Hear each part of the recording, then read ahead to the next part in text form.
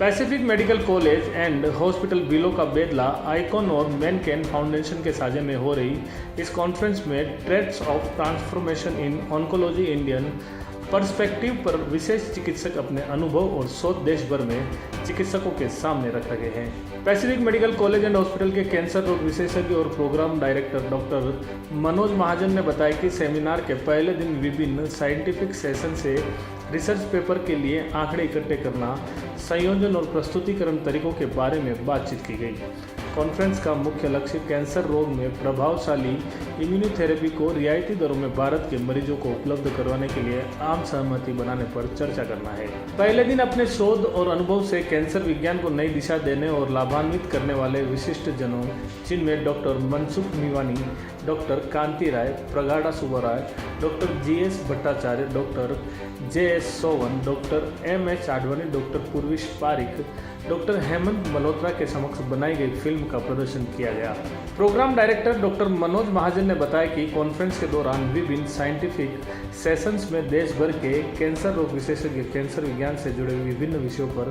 Paper प्रस्तुत करेंगे। Conference के organising secretary IMA Udaipur president doctor Anand Gupta तथा सह सचिव डॉक्टर सौरभ शर्मा हैं। पेट्रोन प्रसिद्ध कैंसर रोग विशेषज्ञ डॉक्टर पूर्विश पारिक ने बताया कि कॉन्फ्रेंस में मुख्य रूप से US गाइडलाइन के अनुसार कैंसर मरीजों में लाभदायी दवाइयाँ जो कि काफ़ी महंगी है उस पर कंसेंस स्टेटमेंट बनाकर कम दरों में भारत के मरीजों पर उपचार में काम लेने तथा कैंसर विज्ञान के क्षेत्र में कोलोब्रेशन फॉर रियल बंट एविडेंस पर कोलोबरेटिव ग्रुप बनाकर एक साथ शोध करने पर सहमति बनाई जाएगी। स्तन कैंसर, जो कि भारत में सबसे ज़्यादा सामने आने वाला कैंसर है, उसके प्रति लोगों में जागरूकता लाने के लिए 8 अक्टूबर को सुबह फतेहसागर के पाल पर योग सेशन का आयोजन किया जाएगा। मैं डॉक्टर मनोज महाजन, कैंसर रोग विशेषज्ञ। हमने 3 दिवसीय नेशनल कॉन्फ्रेंस ऑर्गेनाइज़ की है। यहाँ पे हम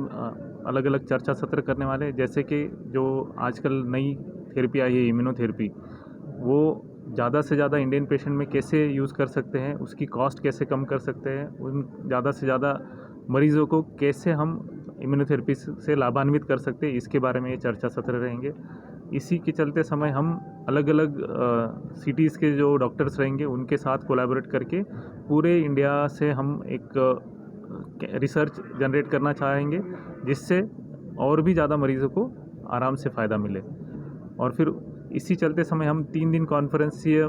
दिन की जो कॉन्फ्रेंस है उसमें हम भारतीय जो डेटा है, भारतीय मरीज़ों का जो डेटा है उसके बारे में चर्चा सत्र आयोजित किया है। अलग अलग कैंसर के, breast cancer, lung cancer, head and neck cancer, ovarian cancer, इन सारी कैंसर्स पे चर्चा करके हम कंक्लूड इस चीज़ से करेंगे कि ज़्यादा से ज़्यादा मरीज़ों को हम कैसे अच्छी लाइफ दे सकते हैं साइड इफ़ेक्ट के बिना और